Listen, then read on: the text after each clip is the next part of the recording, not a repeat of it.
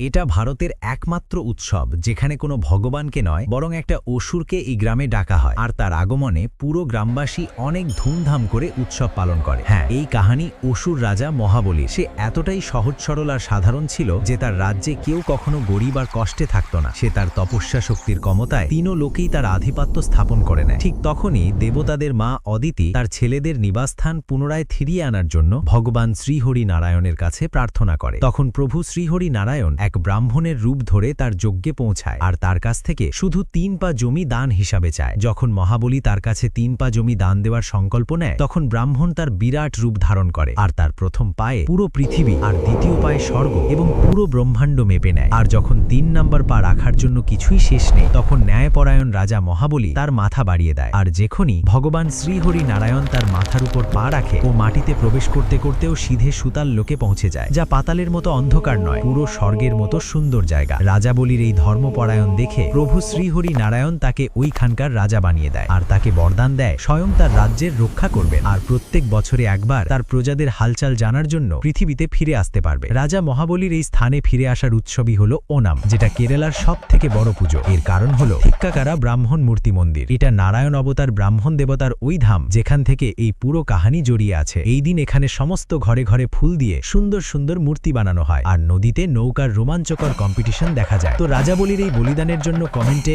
জয় শ্রীহরি লিখতে ভুলবে না।